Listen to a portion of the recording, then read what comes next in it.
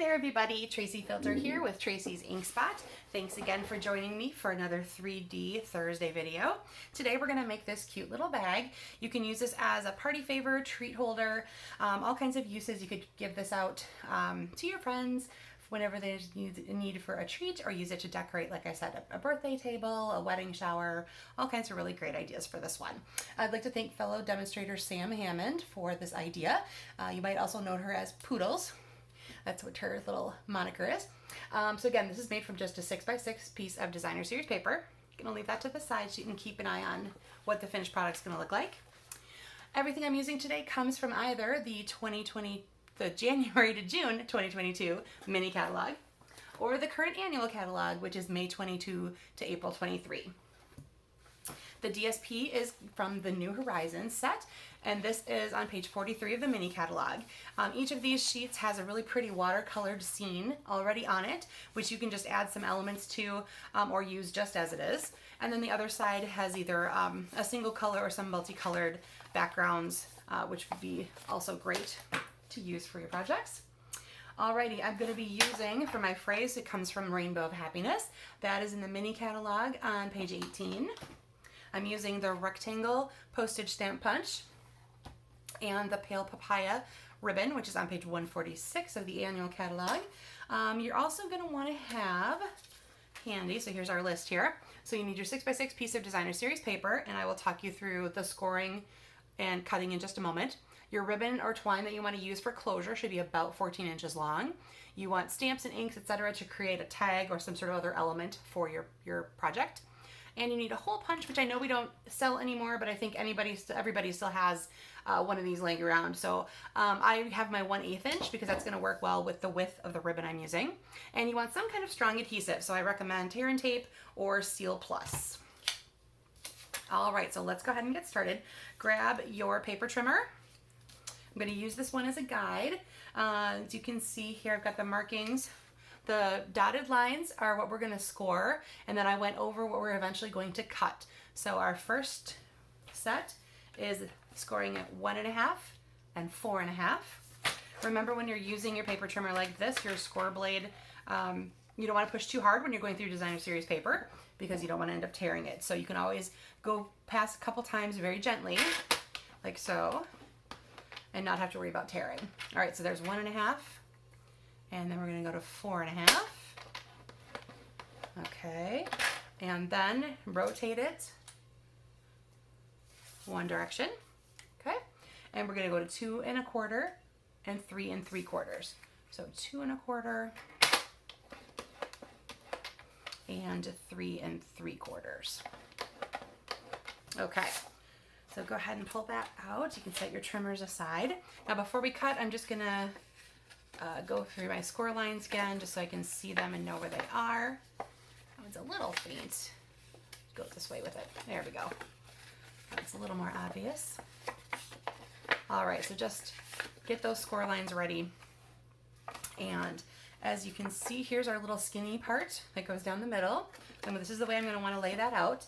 And our cut lines are going to be from there just to that first score line, just in that little skinny part. And then again, same thing this direction. So go ahead and grab your scissor and cut up to there on each of those score lines. All right, and then turn it around, do the same thing over here. All right. Now I did mark on here, we're gonna put some tape on this part here and this part here. So I'm going to go ahead and do that right away. Here's my tear and tape. I love working with tear and tape. Way better than that old red-lined double-sided tape we used to have to work with. This just goes on super quick and easy, and very aptly named because you can literally lay it down and tear it. No scissors, no anything else needed. It's great. Okay, so those need adhesive on that side. Then if you flip it over, so flip this the same direction, we're going to put tape on each of these two bigger pieces. And right there. And then again, the one at the bottom. Just paying attention to where my score line is so we don't go over that. Okay. Alrighty, I'm going to take my guide aside here. All right, so let's go ahead and just give those all, whoopsie, a little burnish with the bone folder just so we know where we're headed with those score lines. We'll have nice precise edges, and there we go. You always want really nice sharp edges, especially when you're assembling a 3D item. Okay, and then let's go this way is pretty good, I think, already. And we'll check this one. Perfect. Okay, so you're gonna take the tape off of those two strips right there, those little pieces.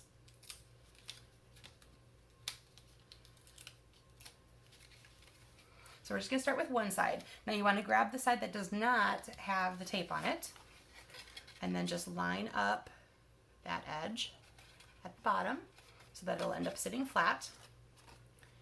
And then same thing over here. You're gonna take off the tape. Oop, there we go. And then same thing, we're gonna take that one piece over that does not have the tape on it already. And we're just gonna go ahead and line up that edge along the bottom. There we go. All right, and if you feel the need, you can grab your bone folder again. Just give that a little bit of a burnish so that that tape is nice and sticky down there. Okay, now you can take those pieces that have the tape. We're gonna do the same thing, and that's gonna go to the outside, and then that'll finally make the structure of your little bag. Whoop. Always the tricky part, getting that peel to come off. There we go. All right, and then same thing, we're gonna take that over, match the edges at the bottom so that we have a really nice, whoopsie, attach yourself, there we go. A nice flat bottom to work with, and I missed the part on the top here. Just readjust that quick. Go real gentle, and I should be able to get that adhesive back off. There we go. All right, so now I have that side done. Same thing over here. Go ahead and take that tape off. And we're gonna bring that over. Again, keeping those bottom edges nice and flat to each other. And that is your final finished little box. And again, if though you wanna just go ahead and give those a little bit of a burnish, make sure they're all sitting together. Okay, now since this flap goes to the outside, that tends to make that then at the back side. It doesn't really matter.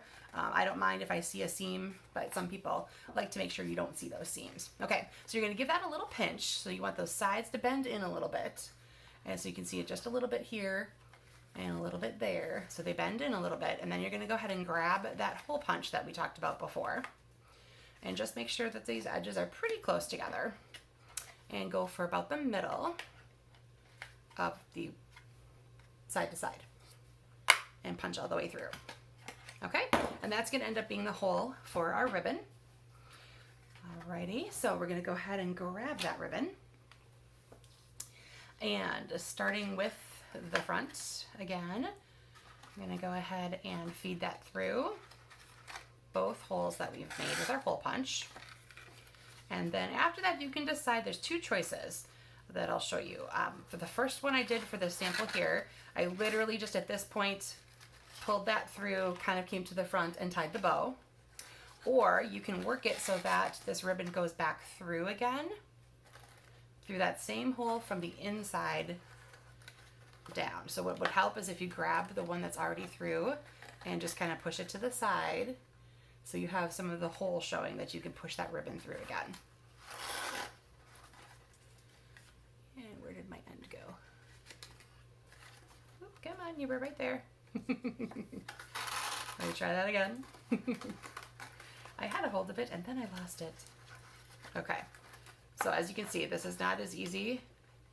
So if you have a little issue with dexterity, you might want to stick with that first version I told you. Okay, here we go.